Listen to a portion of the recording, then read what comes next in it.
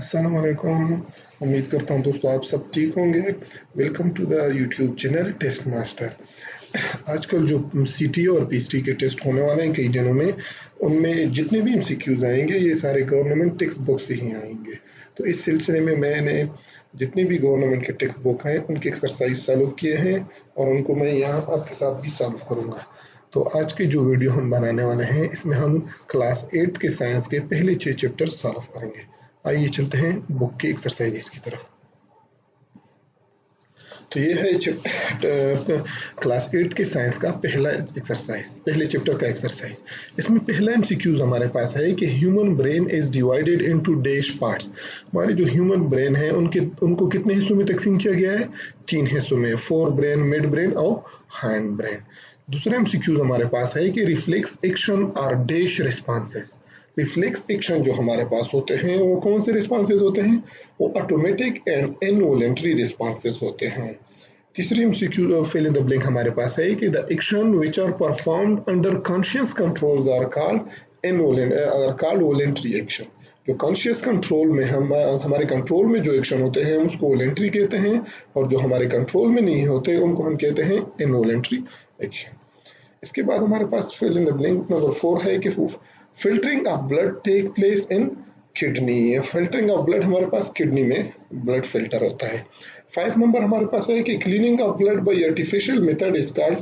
कहते हैं कि जब कोई जिस बंदे की किडनी काम नहीं करते फिर उसका जो ब्लड होता है वो आर्टिफिशियल तरीके से उसको साफ करता है, क्योंकि अगर आपका ब्लड साफ नहीं होगा फिर तो इंसान जिंदा नहीं रह सकता।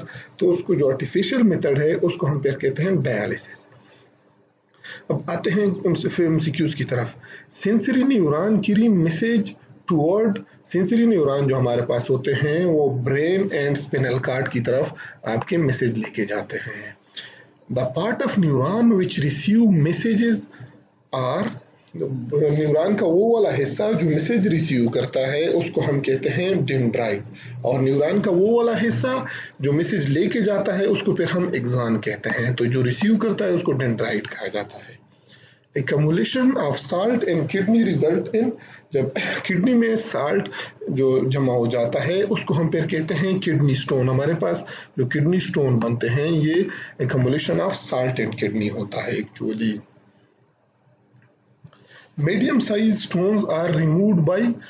मीडियम साइज स्टोन जो किडनी में बन जाते हैं उसको रिमूव करने के लिए लिथोट्रिप्सी का जो तरीका है इसके थ्रू हम इसको फिर रिमूव करते हैं। लिथोट्रिप्सी में हम इस पे ये जो रेज होते हैं हाई रेज वो पास कर देते हैं, फिर उसके थ्रू ये छोटे छोटे हिस्सों में डिवाइड हो जाता है और फिर ये एक्सक्रीशन में उसके साथ निकल जाता है। Renal failure can caused by. Renal failure आपके जो गुर्दे फेल हो जाते हैं उनके इन्फेक्शंस उसमें हो सकते हैं, हाइपरटेंशन हो सकती है, डायबिटीज मेलिटस हो सकती है। तो इसमें हमारे पास ये ऑल ऑफ दीज तीनों वजूहात की वजह से आपके रीनल फेल्यूर हो सकती है। आइए चलते हैं सेकंड एक्सरसाइज की तरफ। सेकंड एक्सरसाइज में पहला एमसीक्यूज हमारे पास है living organism have a set of characteristic that are transfer from environment, school, parents, all of these. तो इसमें पेरेंट्स करेक्ट ऑप्शन है कि लिविंग ऑर्गेनिज्म में कुछ खसूसियात होते हैं जो उसको उसके पेरेंट्स से ट्रांसफर हुए होते हैं। Division of cell into 2 daughter cell is called. एक सेल का 2 सेल में डिवीजन होना, 2 खुलियों में, एक खुली का 2 खुलियों में तकसीम होने के अमल को हम कहते हैं सेल डिवीजन। सेल डिवीजन में एक्चुअली 2 टाइप्स के होते हैं, एक होता है माइटोसिस और एक होता है मियासिस। माइटोसिस में 2 सेल में डिवाइड होता है और मियासिस में 4 सेल, एक सेल 4 सेल में डिवाइड होता है। तीसरा एमसीक्यू हमारे पास है कि chromosomes are made up of DNA and protein, fats. तो क्रोमोसोम जो होते हैं वो डीएनए और प्रोटीन दोनों से बने होते हैं। अगला एमसीक्यू है transfer of trait from parent to offspring is called. Parent से ऑफस्प्रिंग में खुसूसियात का जाना इसको हम कहते हैं heredity. Eye colour in human being is controlled by. इंसान के जो आई का कलर होता है वो पेयर ऑफ जीन्स जो है उसको कंट्रोल करते हैं। उसके बाद हमारे पास इसमें मैच द कॉलम है, लेकिन हम एमसीक्यूज और फिल इन द ब्लैंक करेंगे। मैच द कॉलम में ऐसा कोई खास नहीं है। थर्ड नंबर एक्सरसाइज जो हमारे पास है इसमें हमारे पास है कि the additional circular pieces of DNA present in bacteria cell are called. Bacteria के सेल में दो किस्म के, एक तो मेन डीएनए पार्टिकल होता है और उसके साथ एक अलग सा एडिशनल सर्कुलर पीस होता है जिसको हम कहते हैं प्लाज्मिड, जिसकी वजह से बैक्टीरिया इजीली दूसरे कैरेक्टर्स को ट्रांसफर कर सकता है। बैक्टीरिया में हम किसी भी जीन को इंसर्ट कर सकते हैं इस प्लाज्मिड की वजह से easily. The branch of science in which living organism are used for the welfare of human is called, इसको हम कहते हैं बायोटेक्नोलॉजी। साइंस का वो ब्रांच जिसमें हम लिविंग ऑर्गेनिज्म को दूसरे को ह्यूमन के फायदे के लिए इस्तेमाल करते हैं उसको हम कहते हैं biotechnology. Plasmid and attached foreign gene with it are collectively called, ये जो मैंने अभी ऊपर आपको बताया कि जो प्लाज्मिड होता है ये हम इसको यूज करते हैं फॉरेन जीन कैरियर के थ्रू इस्तेमाल करते हैं। अगर हमने बैक्टीरिया में कोई बाहर का कैरेक्टर डालना होता है, जीन डालना होता है, तो हम इस प्लाज्मिड को निकाल लेते हैं, फिर वो जीन्स अटैच कर लेते हैं और उस प्लाज्मिड को दोबारा बैक्टीरिया में डाल लेते हैं, तो फिर बैक्टीरिया में वो जीन्स चला जाता है और वो कैरेक्टर चला जाता है। तो इन कंबाइन को हम कहते हैं recombinant DNA. Plasmid of attach foreign gene जो होता है इसको हम फिर रिकम्बिनेंट डीएनए कहते हैं। The organism whose genes are modified is called genetically modified organism, transgenic organism, recombinant organism, all of these. वो organism जिसकी genes modified हुए होते हैं उसको हम ये तीनों कहते हैं। genetically modified organism भी कह सकते हैं, transgenic organism भी कह सकते हैं और recombination organism भी कह सकते हैं। A gene is inserted into bacteria by, gene जो होता है हम बैक्टीरिया में इंसर्ट करते हैं किस प्रोसेस के थ्रू, उस अमल को हम कहते हैं जेनेटिक इंजीनियरिंग के थ्रू। जेनेटिक इंजीनियरिंग के थ्रू हम एक्सटर्नल जीन को एक ऑर्गेनिज्म में इंसर्ट कर सकते हैं। तो आइए चलते हैं नेक्स्ट एक्सरसाइज की तरफ। हाँ, नेक्स्ट एक्सरसाइज के पहला फिलिंग द ब्लैंक है कि dry air contain almost dash percentage of nitrogen. Dry air में हमारे पास 78% नाइट्रोजन होता है, 21% ऑक्सीजन होता है, 1% बाकी जो चीजें होती हैं वो होती है। Ozone layer filter dash from sunlight. Ozone layer जो होता है वो सनलाइट से किस चीज को फिल्टर करता है? अल्ट्रावायलेट रेज को फिल्टर करता है।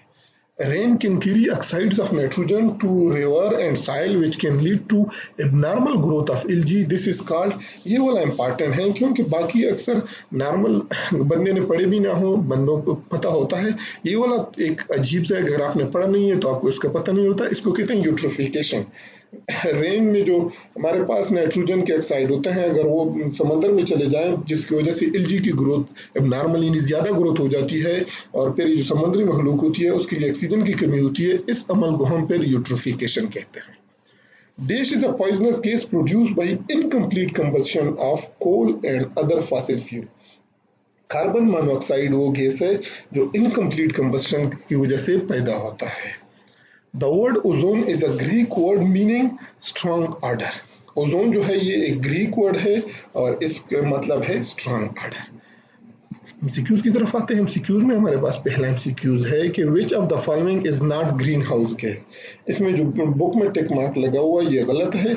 इसमें करेक्ट ऑप्शन है आपके पास सल्फर डाइऑक्साइड। सल्फर डाइऑक्साइड वो वाला गैस है जो आपके पास इस ग्रीन हाउस गैस में नहीं है। मीथेन, कार्बन डाइऑक्साइड और नाइट्रोजन ऑक्साइड या नाइट्रोजन ये उस गैसेस में आते हैं, ग्रीन हाउस गैसेस में। The main reason for increase in the amount of carbon dioxide in air is deforestation. हमारे पास कार्बन डाइऑक्साइड की मिकदार ज्यादा होने में मेन अहम रोल हमारे पास होता है डिफोरेस्टेशन का। The phenomena which does not lead to global warming, कहते हैं कि वो वाला फिनोमेना जो ग्लोबल वार्मिंग में कोई खास किरदार अदा नहीं करता, ग्रीन हाउस इफेक्ट अदा करता है, ओजोन डिप्लेशन अदा करता है, CFCs जो है ये भी अदा करते हैं।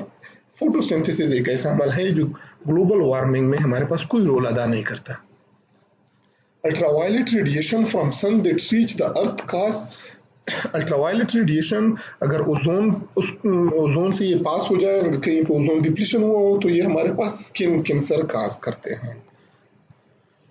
The source of all of the following pollutant is vehicle except, कहते हैं कि जो नीचे ऑप्शन गिवन है उसमें से कौन सा वाला सोर्स ऐसा है जो पोल्यूशन ऐसा है जो व्हीकल से नहीं होता। तो carbon dioxide, carbon monoxide, nitrogen oxide, ये सारे ऐसे ऑप्शन हैं जो व्हीकल से ही पैदा होते हैं पोल्यूशन। और CFC जो होता है ये हमारे पास व्हीकल से इसका कोई लेना देना नहीं है, तो ये यहाँ पे करेक्ट है। आगे चैप्टर चलते हैं, आगे चैप्टर की तरफ चलते हैं। आगे वाला हमारे पास है केमिकल रिएक्शन का चैप्टर है। तो इसमें स्टार्ट में कुछ केमिकल रिएक्शन गिवन है, जैसे कि पहला वाला गिवन है 2KClO3। तो इसमें हमारे पास 3O2 तो आया हुआ है, पहले ऑप्शन में आपके पास आ जाएगा 2KCl plus 3O2। 3H2 plus dash leads to 2NH3। तो इसके पास सिंपली हमारे पास प्रोडक्ट में 2 नाइट्रोजन मौजूद हैं, बाकी हाइड्रोजन यहाँ पे 6 हैं, यहाँ पे 6 हैं, स्टार्ट में रिएक्शन तो बाकी सेम है, तो हमारे पास सिर्फ N2 आ जाएगा। N2 से ये रिएक्शन हमारे पास क्या हो जाएगा, बैलेंस हो जाएगा। इसका सिंपल तरीका ये है कि आपने रिएक्शन को बैलेंस करना है। प्रोडक्ट की साइड में जितने एटम्स, फॉर एग्जांपल हम सेकंड वाली की देख लें तो प्रोडक्ट साइड में हाइड्रोजन की हमारे पास 6 हाइड्रोजन एटम है, तो स्टार्ट में रिएक्टेंट में 6 ऑलरेडी मौजूद हैं, तो और हाइड्रोजन की जरूरत नहीं है, बैलेंस है। नाइट्रोजन की अगर हम प्रोडक्ट में देख लें 2 नाइट्रोजन है, तो रिएक्टेंट साइड में 2 नाइट्रोजन होंगे, तब ये बैलेंस होंगे।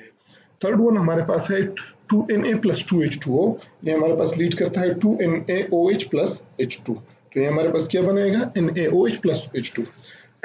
फोर्थ नंबर है NaOH प्लस HCl, ये तो हमारे पास न्यूट्रलाइजेशन रिएक्शन है, तो ये बना लेगा NaCl प्लस H2O, साल्ट और water. Last one is Mg plus dash give rise to MgCl2, तो ये आपके पास ऑप्शन आ जाएगा कि Mg प्लस Cl2 आपके पास दे देगा MgCl2। यहाँ पे इन लोगों ने गलत लिखा हुआ ये MgCl2, क्योंकि इन लोगों ने 2HCl लिखा हुआ है, तो यहाँ पे तो हाइड्रोजन प्रोडक्ट में मौजूद नहीं है। ऐसा हो ही नहीं सकता कि रिएक्टेंट में हाइड्रोजन हो और प्रोडक्ट में ना आए, तो यहाँ पे सिंपल Cl2 आपके पास आ जाएगा, तो ये करेक्ट होगा, ये यहाँ पे गलत लिखा हुआ है। सिक्यूज की तरफ आते हैं। Choose the correct on the left hand side, कहते हैं substance on the left hand side of chemical equations are called, उसको हम रिएक्टेंट कहते हैं। लेफ्ट हैंड साइड पे जो होते हैं उसको क्या कहते हैं, रिएक्टेंट कहते हैं। The reaction in which there is only one reactant which must be a compound is called decomposition। Decomposition में उसको कहते हैं जिसमें एक रिएक्टेंट होता है वो 2 या 2 से ज्यादा प्रोडक्ट में कन्वर्ट हो जाए। Number of atom of reactant is equal to number of product in a balance chemical equation. कहते हैं कि नंबर ऑफ रिएक्टेंट और प्रोडक्ट बैलेंस केमिकल इक्वेशन में बराबर होंगे। समटाइम, ऑफन, ऑलवेज, नेवर, ये हमेशा बराबर होंगे। The reaction between sodium and chlorine to form sodium chloride is called, ये हमारे पास सोडियम और क्लोरीन जब रिएक्शन कर लेते हैं तो सोडियम क्लोराइड बना लेते हैं। इस रिएक्शन को हम कहते हैं एडिशन। हमारे पास रिएक्शन की 4 टाइप्स हैं, displacement reaction, addition reaction, decomposition और डबल डिस्प्लेसमेंट। तो एडिशन रिएक्शन में वो होता है जब 2 या 2 से ज्यादा रिएक्टेंट मिलकर प्रोडक्ट एक या बना लेते हैं, उसको हम एडिशन कहते हैं। 5 नंबर हमारे पास है द हीट इवॉल्व्ड और observed during a chemical reaction is called heat energy. वो वाला हीट जो केमिकल रिएक्शन में हमारे पास इवॉल्व या ऑब्जर्व हो जाता है उसको हम कहते हैं केमिकल एनर्जी। तो पहला वीडियो हम यहाँ पे स्टॉप करेंगे, इसमें हमने 6 चैप्टर कर लिए। अब इसके अगले वाले पोर्शन में हम फिर आगे के 6 चैप्टर करेंगे। तब तक के लिए अपना ख्याल रखिए। अल्लाह हाफिज।